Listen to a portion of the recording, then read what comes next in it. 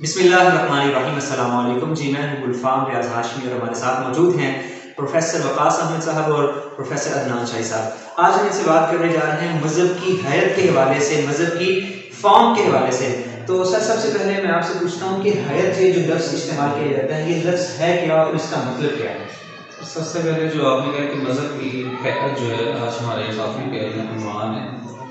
तो ये दो कहने के अल्फाज का मजमूआ है, एक मज़हब और दूसरा हैत। जी जी। हम ऐसा करते हैं कि हैत को पहले बयान कर देते हैं और फिर उसका इतलाक़ कर लेंगे हम मज़हब के ऊपर, ताकि हम उसकी हैत को समझने में आसानी जी हो। जी। तो हम इसको कहते हैं, अगर देखें इसका लुग़वी कहने का अगर आप इसका मीनिंग देखते हैं हैत का, तो वो बनावट है, वज़ा है, या शक्ल कह सकते हैं, या साहत आप कह सकते हैं। और अगर आप कह रहे हैं इसकी तारीफ़ करते हैं तो इससे मुराद एक ऐसा इल्म है जिसमें हम अशिया की यानी कि शक्ल को या शबाहत को या साहत को बयान करने की कोशिश करते हैं। तो इस चीज़ का नाम कहने के आप हैत हैं। मानते हैं कि हैत की मुख्तलिफ कहने के डेफिनेशन मौजूद है, लेकिन मैंने जो सबसे आसान डेफिनेशन समझी है जैसे आइडियल्स हमारे समझ सके, वो मैंने तारीफ बयान करने की यहाँ पर कोशिश की है। जी जी। तो सर, मेरा सवाल आपसे ये है कि हैत की मुख्तलिफ अक़साम भी बयान की जाती हैं, तो वो कौन सी अक़साम हैं? हैत की बुनियादी अक़साम तो वही जो अक़साम को असासी अक़साम आप करार दे सकते हैं। उनमें से एक तो खारजी हैत है किसी भी चीज़ की, एक उसकी दाखिली हैत है। जी जी। खारजी हैत ये होती है जिसमें एक सिंफ दूसरी सिंफ से मुमताज़ और मुमय्यज़ और जुदा होती है, जिसकी मदद से यानी वो कवानीन, वो ज़वाबित, वो उसूल जिनकी मदद से आप एक सिंफ को बआसानी दूसरी सिंफ को बल्कि आप किस्म कहते हैं आसानी से, यानी अदब की कोई भी किस्म दूसरी किस्म से जिन कवानीन के मजमूए की मदद से आप अलग कर लेते हैं। जी बिल्कुल। मिसाल के तौर पे आप मसनवी को ले लेते हैं उर्दू अदब में। मसनवी की खारजी हैत और है, जो गज़ल की खारजी हैत और है। इस तरीके से ये खारजी है। दाखिली हैत ये होती है जिसमें आप किसी खास सिंफ के अंदरून में दाखिल होते हैं और उस खास सिंफ के जो मुख्तलिफ अज्जा हैं, मुख्तलिफ उसके हिस्से हैं, जी जी, उनका बाहमी रबत क्या है आपस में, उन अज्जा का बाहमी ताल्लुक क्या है, और उस मतन का जो माना मफ़हूम है वो भी उसकी आप कह लें कि दाखिली हैत के अंदर जो है ना वो शामिल होता है। जी बिल्कुल ठीक हो गया। तो सर, मेरा अगला सवाल आपसे ये है कि मज़हब में बहुत ज़्यादा, चूँकि हमारा मौजू है मज़हब की हैत, मज़हब में बड़ी ऐसी चीज़ें हैं जो एब्स्ट्रैक्ट हैं, एब्स्ट्रैक्ट आइडियाज़ हैं। फॉर एग्जांपल खुदा की बात हम कर सकते हैं, फरिश्तों की, जन्नत दोज़ख की, तकदीर की, ये एब्स्ट्रैक्ट आइडियाज़ हैं, मुजद्ददात हैं। तो क्या हैत का इतलाक़ इन चीज़ों पर भी होता है? इसमें अगर आप थोड़ा गौर करें, हमने कहा कि किसी भी जो चीज़ है उसकी शक्ल को बयान करना जो है ये हैत है। जब हम ये कहते हैं कि आया इसका ताल्लुक और वास्ता या इसका जो इतलाक़ जो है वो कहने के मुजर्रद अशिया पर हो सकता है कि ये नहीं है, उसमें मैंने आपको ये बताने की कोशिश करूँगा कि जब हम फ़नी लिहाज से या फ़न के लिहाज से किसी भी चीज़ का इजहार करते हैं अल्फाज के अंदर, तो तब उसका ताल्लुक जो है हैत के साथ जुड़ जाता है। जब आप खुदा के मतलब मालूमात फराहम करते हैं कि खुदा एक है, या कहें उसका बाप नहीं है, या उसकी आगे औलाद नहीं है, या आगे आप नबूवत की इस तरह से शक्लें बयान करते हैं या आखिरत की बयान करते हैं, इसका मतलब ये है कि आपने एक मुजर्रद आइडिया को, वैसे तो ये मुजर्रद नहीं है क्योंकि ये पीछे पूरी एक मुजर्रद मखलूक कह रहे कि आप, क्योंकि हम देख नहीं पाते उस लिहाज से हम इसको मुजर्रद कह रहे होते हैं। हालांकि मैं इसका कायल नहीं है कि चले आपने उसके लफ्ज़ इस्तेमाल कर दिया तो मैं वो यूज़ कर लेता हूँ। जब हम इनका अल्फाज की कहने के शक्ल में इजहार कर देते हैं, तो अल्फाज की शक्ल में जब इजहार करते हैं फिर उसका खारजी पहलू भी आपके सामने आना शुरू हो जाता है। इसका मतलब ये है कि इसका ताल्लुक जो मज़हब का है बहुत गहरा है हैत के साथ। अभी कहने कि हमने ये कहा है कि मुजर्रद अशिया जो अल्फाज की शक्ल में आ जाते हैं उस पर हैत का इतलाक़ हो जाता है। जी ठीक हो गया। तो सर, हमारा जो मेन मौजू है आज का कि मज़हब की हैत क्या है, इस हवाले से आपका क्या कहना है? मज़हब की हैत एक तो खारजी हैत के हवाले से अगर आप बात करें तो, बल्कि मज़हब की खारजी और दाखिली हैत ये दोनों आप यूँ कह लें कि साथ साथ चल रही होती हैं। जी जी। साथ साथ इस एतबार से कि मज़हब का जो मौजूद है फॉर एग्जाम्पल, और मज़हब को हम यहाँ पे कुल्ली हैसियत से डिस्कस कर रहे हैं, जी यानी कि उसकी जुज़ियात के अंदर हम नहीं जा रहे कि फलां मज़हब और फलां मज़हब और फलां मज़हब, यानी मज़हब एक कुल्ली हैसियत। जी बिल्कुल। जो भी उसका मौजूद है मज़हब का, एक हैत को लेकर वो चलता है। जी बिल्कुल ऐसा ही है। और जब वो एक हैत को लेकर चल रहा होता है तो उसके जो ज़ाती फी नफ़्सिही जज़्बात हैं, उसके जो ज़ाती एहसासात हैं, वो उनको भी उसके अंदर शामिल होते हैं लोग वो उसको लेके चल रहा होता है। इसके अलावा उसका जो माफी ज़मीर है यानी वो माना मफ़हूम जो कि दाखिली है के दायरा कार के अंदर उसका भी वो इब्लाग करना चाहता है साहब। जी बिल्कुल दोनों ठीक है। तो वो जिस माना मफ़हूम का इब्लाग कर रहा है ये दो साइडों से हो गया ना। एक साइड में उसका मुरीद है जो एक खास माना मफ़हूम का भी इब्लाग कर रहा है और वो मतन जो है उसकी एक ज़ाहिरी शुबाहत भी है जिसके जरिए से वो इब्लाग कर रहा है और पहुंचा रहा है। एक साइड होता है उसका रिसीवर यानी जो कारी आप कह रहे हैं जो उस मतन को पढ़ता है वो भी रिसीव कर रहा है। अब उस माना मफ़हूम को भी वो ले रहे हैं और जो उसकी ज़ाहिरी शुबाहत है जो ज़ाहिरी शक्ल है उस मतन कि वो भी उसके पेश नज़र है। तो यहाँ पे इस लिहाज से मजहब की जो हैत है वो समझ लें कि दाखिली और खारजी दोनों हैसियतों से उसका ताल्लुक जो है ना वो एक नामियाती किस्म का ताल्लुक बन जाता है। नामियाती इस लिहाज से बन जाता है कि मजहब का अब कोई भी जो उनसर है उसको आप मजहब से जुदा नहीं कर सकते। अगर आप उसके किसी भी उनसर को मजहब से जुदा कर देते हैं तो वो एक इररेलेवेंट चीज हो जाती है। जी तो इसलिए हैत के दोनों अक़साम हैं यानी दाखिली लिहाज से भी और खारजी लिहाज से भी। तो मजहब के अंदर ये दोनों कहना ये बेहद वक्त मूव कर रहे हैं। जी बिल्कुल ठीक है सर। वो उन्होंने अदनान साहब ने खारजी और दाखिली के हवाले से बात की। इसमें मैं आपसे पूछ रहा हूँ कि मजहब की दाखिली हैत क्या है खारजी क्या है इस हवाले से। मतलब कि ये जो मजहब की कह रहे हैं कि खारजी हैत है ना इससे मुराद तो कह रहे हैं उसका मतन है। जी ठीक है। लेकिन हमने देखना है कि मतून तो बेशुमार मौजूद हैं। एक को हम कह रहे हैं दूसरे को नात कह रहे हैं तीसरे को हम कुछ और कह रहे हैं एक को हम मजहब कह रहे हैं। जी तो ये मजहब हम किन चीज़ों के ऊपर कहने के लागू करते हैं बस जो है ठीक है हमें उसकी कह रहे हैं इसके साथ शक्ल भी मिलना शुरू हो जाएगी। अगर आप कह रहे हैं कि जब हम के अंदर आप कहते हैं कि इसमें हम खुदा की तारीफ करते हैं इसका मतलब ये उसकी हैरत बनना शुरू हो जाती है कि ऐसे अशआर हैं या ऐसी नसर है जिसमें आप कह रहे हैं कि खुदा की क्या कर रहे हैं तारीफ कर रहे हैं ठीक है उसकी शक्ल आपके सामने आना शुरू हो जाती है अल्फाज की शक्ल के अंदर। अब जो मजहब है उसके मतून क्योंकि मुंतशिर होते हैं बिखरे पड़े होते हैं वो किसी प्रॉपर शक्ल के अंदर नहीं होते हैं। अब उसका जब आप हैरत को कह रहे हैं उसके हार्डी पहलू पर अप्लाई करते हैं जो शक्ल आपके सामने आती है कहीं पर आपको उसके अहलाकी कहने के मतून नजर आते हैं कहीं पर आपको उसके कहने के सियासी मतून नजर आते हैं कहीं पर मुआशी आपको उसके मतून नजर आते हैं या इस तरीके से कहेंगे दीगर उसके मतून जो है आपके सामने आना शुरू हो जाते हैं जो मिलकर कहने के आपके सामने एक उसकी हार्जी हैत बन जाते हैं जो सारे उसके पार्ट हैं। और जब आप दाखिली की बात करते हैं तो जाहिर बात है कि हमने कहा कि इसमें जो वो अनासर हैं जो इन मतून के दरमियान तवाज़ुन बनाते हैं ठीक है यानी कि जितने भी अखलाकी हैं या कह रहे हैं कि जितने भी सियासी हैं जो कह रहे हैं मजहब के अंडर आते हैं उसमें कह रहे हैं कि जज्बात होते हैं खालिद के ठीक उसमें एहसास होते हैं उसमें इल्म आता है अल्लाह ताला का ठीक है उसमें कह रहे हैं कि अकल नाम की चीज़ आती है। इसका मतलब ये कि जब वो कन्वे करता है ना किसी मजहब को वो इन सारी चीज़ों को कन्वे कर रहा होता है ये उसकी मुकम्मल एक हैरत है ठीक है। इसका मतलब ये है कि अब हुआ क्या कि वो साथ अपने मीनिंग्स का भी इजहार कर रहे हैं ठीक है अपनी अकल को भी साथ साथ पहुंचा रहे हैं ठीक है अपने ऐसा साथ को पहुंचा रहे हैं ताकि वो कार्य के ऊपर इफेक्ट करें। इसका मतलब ये कि हैरत के जरिए से ही आप किसी को मुतासर करने की भी कोशिश करते हैं। अच्छा इसमें एक और पॉइंट जो कह रहे हैं मैं यहाँ पर बताना चाहता हूँ जैसे मतलब कि इसका ताल्लुक नामियाती है ठीक है। आप यूँ कह रहे हैं कि जितने भी इसके पहलू हैं अखलाकी हैं सियासी हैं मुआशी हैं जितने भी पहलू हैं अगर आप अखलाकी पहलू को उठाकर एक साइड पर फेंक देते हैं या अगर आप उसके मुआशी पहलू को उठाकर एक साइड पर फेंक देते हैं तो वो एक अलग से अखलाकी चीज तो बन सकती है लेकिन वो मजहब का हिस्सा नहीं रहेगा क्योंकि वो बिल्कुल क्या हो चुकी है गैर नामियाती हो चुकी है ठीक है। यहाँ पर मैं एक और भी चीज बता दूं कि जब हम कहते हैं ना कि ये दाखिली हैत का मजहब की और खारजी हैत की मजहब का इन दोनों का तल्लुक आपस में कह रहे हैं कि नामियाती लिहाज से है। तो नामियाती का जो ताल्लुक और वास्ता जोड़ा जाता है ना हमारे कह रहे हैं लिटरेचर के अंदर वो कहा जाता है कि नामियाती की बुनियाद तहय्युर होते हैं ठीक है।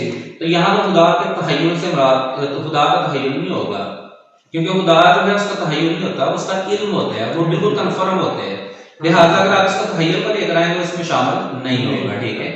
अच्छा एक और भी कह रहे हैं कि रिश्ता होता है कहने के मतून के दरमियान लेकिन हमने उसको यहाँ पर करार नहीं दिया उसको हम कहने के ताल्लुक कह सकते हैं। तो मैकेनिकली कहने के ताल्लुक होता है ना उसका आप कह रहे हैं वो डिपेंड करता है कहने के वहम के ऊपर। और ये अगर आप साइंस की अगर आप स्टडी करते हैं तो आपको पता चलेगा ये सारा वहम से सिलसिला स्टार्ट हुआ। बिल्कुल बिल्कुल वो फिर हम इस पर इंशाल्लाह को निश्चित करते हैं इसमें वहम कैसे है ठीक है जी।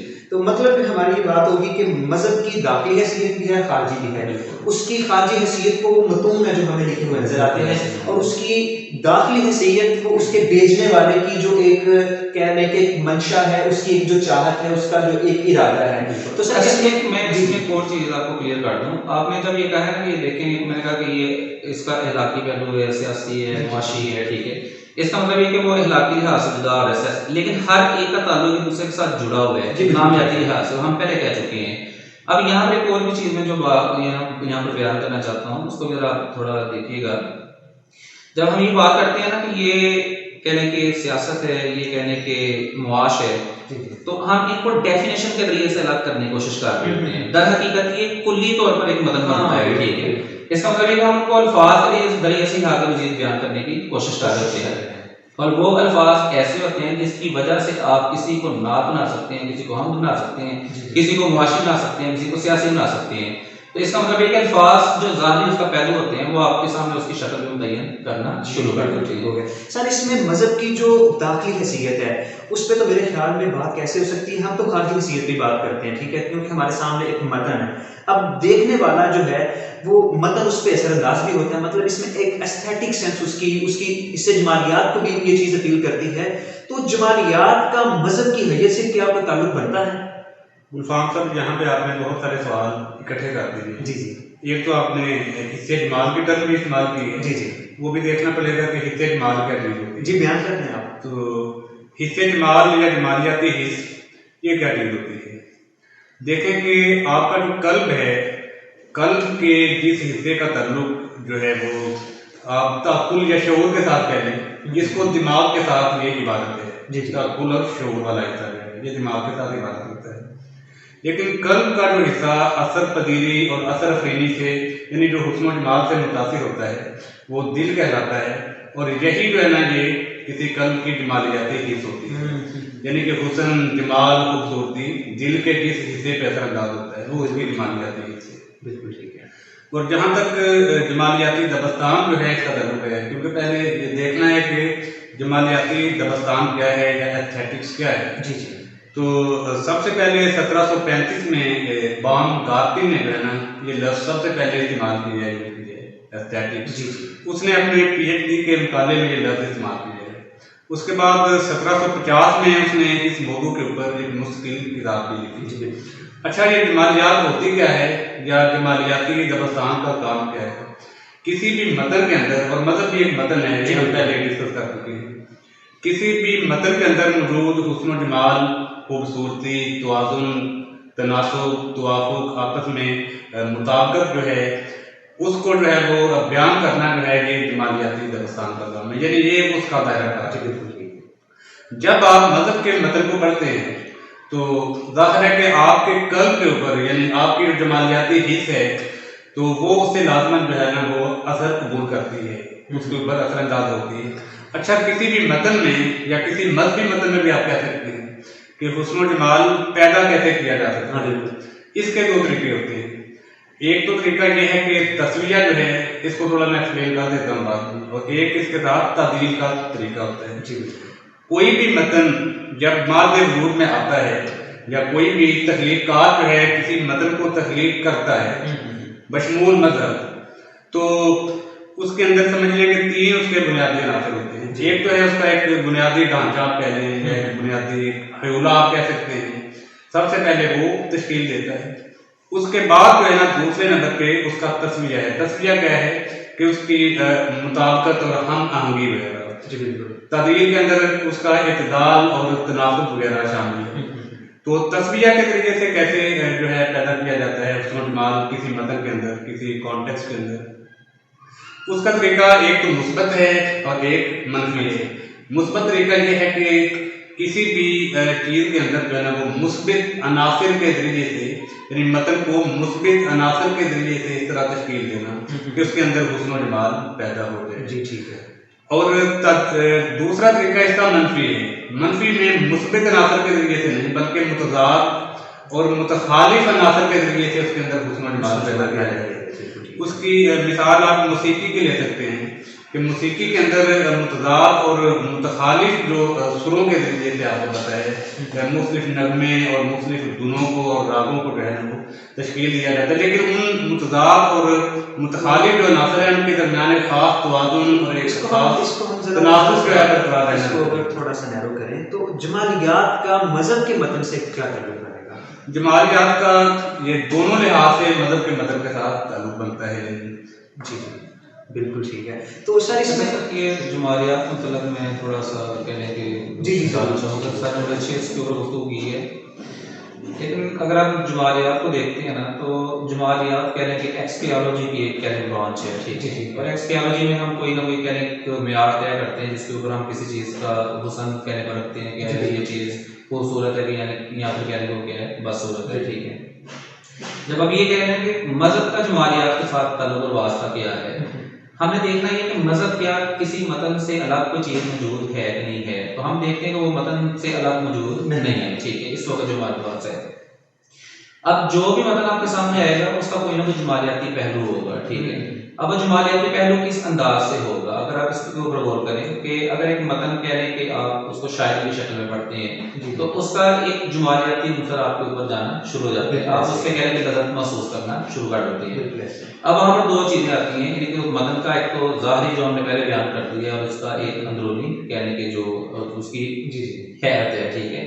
अब यहाँ पर इस बात के ऊपर आप गौर कीजिएगा कि मजहब का हमने कहा है कि दो ही उसके भी अनासर थे, यानी कि हैत के लिहाज से ज़ाहिरी भी था और उसका क्या था अंदरूनी भी था। हमने देखना ये कि जब उसका ज़ाहिरी स्ट्रक्चर सबके सामने चला जाता है, फॉर्म सबके सामने चली जाती है, क्या वो लोगों को मुतासर करती है कि या नहीं करती है।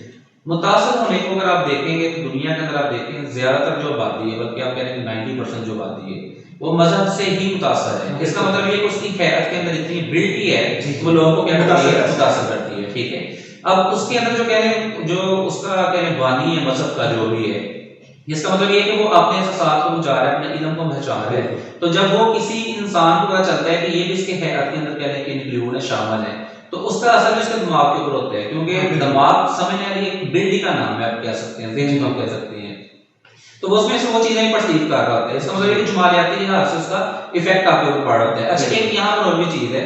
अब सवाल ये पैदा होता है कि अक्सर लोग मजहब की जुमालियात को क्यों कहने के सही तरीके से महसूस नहीं कर पाते हैं। उसकी रीजन ये है कि उनको हैत का पता ही नहीं होता, यहाँ पर उसके ज़ाहिरी पहलू को नजरअंदाज कर देते हैं, फिर उसके अंदरूनी पहलू को नजरअंदाज कर देते हैं। किस लिहाज से सर इसमें एक और चीज मैं आपसे पूछना चाहता हूँ, अशिया की हैत बदलती रहती है। अब मजहबी मतून जो वो भी एक शय है, तो क्या मजहबी मतून की हैत भी बदलती है या उनका जो उनकी जो दाखिली हालत है क्या वो भी बदलती है या ये मुस्तकिल रहती है? अच्छा सर, जब आप कहते हैं ना ये कह रहे हैं कि मतून के ऊपर जब हम कह रहे हैं कि हैत के लफ्ज़ को अप्लाई कर देते हैं, फिर उसको मजहब के ऊपर भी हम साथ, क्योंकि मजहब ये कह रहे हैं कि पूरा एक मतन है, उसके साथ इसको जब अटैच कर देते हैं, मजहब का चाहे वो दाखिली पहलू हो चाहे वो उसका कौन सा हो अंदरूनी पहलू हो, ठीक है, हैत के लिहाज से हमने देखना ये है कि वो कितनी किस्मों का हो सकता है। क्योंकि आपने लफ्ज़ पूछा है कि जामद है कि यहाँ पर वो मुतगय्यर है, ठीक है, या मुस्तकिल है, यहाँ पर वो क्या है वाला मुतगय्यर है।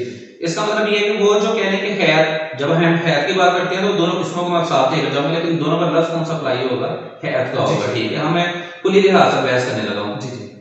इसका मतलब ये कि जब हम कहते हैं ना हैत, तो हमने देखना है कि मजहब की हैत जो है वो मुतगय्यर है कि यहाँ पे जामद है। तो याद कीजिएगा कि जो मजहब है उसकी हैत के अंदर दोनों चीजें शामिल हैं, ठीक है। इसका मतलब ये है कि उसका कुछ पार्ट मतन का ऐसा है जो कह रहे हैं कि इंसानों को बीच में इंक्लूड नहीं करता, वो ऊपर से कह रहे हैं नाज़िल होता है और वो कह रहे हैं मुतगय्यर नहीं होता। हाँ, उसके अंदर कोई ऐसा हुक्म होता है जिसकी वजह से आप मुख्तलिफ चीजों को मुतगय्यर के सेंस में ला सकते हैं। और कह रहे हैं कि वो ऐसा पहलू होता है जो इंसान को अपनी राय का भी इजहार का मौका देता है। और अगर मैं दीन इस्लाम के लिहाज से यहाँ अगर आपके सामने बात रखूं तो वो उसके मुतगय्यर पहलू के अंदर कह रहे हैं उसका इज्तिहादी मामला है। मानते हैं कि ये पहलू जो है इज्तिहाद का उसके मतन के अंदर मौजूद है, वहां से आपने परमिशन हासिल की है कि हम इसको क्या कर सकते हैं, आगे कोई चीज बना सकते हैं। लेकिन अब सवाल ये होता है कि ये जो इज्तिहादी मामला का मतलब आगे से प्रोड्यूस हो रहा है, क्या ये भी ओरिजिनल वही मतन है? तो ये फिर अलग से बहस है, ठीक है। तो वो फिर हमें हालत इस्लाम में जाना पड़ेगा इसके लिहाज से। ये मजहबी मतून एक हैसियत से मुतगय्यर है और एक हैसियत से जामिद है। लेकिन जामिद और मैंने उसके अंदर फर्क बता दिया है कि जामिद से मुराद हम कौन सी चीज है जो कहने के ऊपर से बिल्कुल सेम नाज़िल हुई है, वो बिल्कुल जामिद है, आप उसके अंदर कोई भी चेंजिंग नहीं कर सकते हैं। लेकिन उसके अंदर एक ऐसी क्वालिटी है जो आपको आगे कह रही है कि आगे से आप क्या कर सकते हैं, चीजों को परमिशन देती है, परमिशन आगे देती है। बिल्कुल। तो नाज़रीन किराम, ये थी मजहब की हैयत के हवाले से कि मजहब की हैयत दाखिली भी होती है, खारिजी भी होती है और इनका आपस में एक ताल्लुक होता है। और मजहब की हैयत एक हैसियत से मुतगय्यर भी है और एक हैसियत से जामिद भी है। अस्सलाम वालेकुम।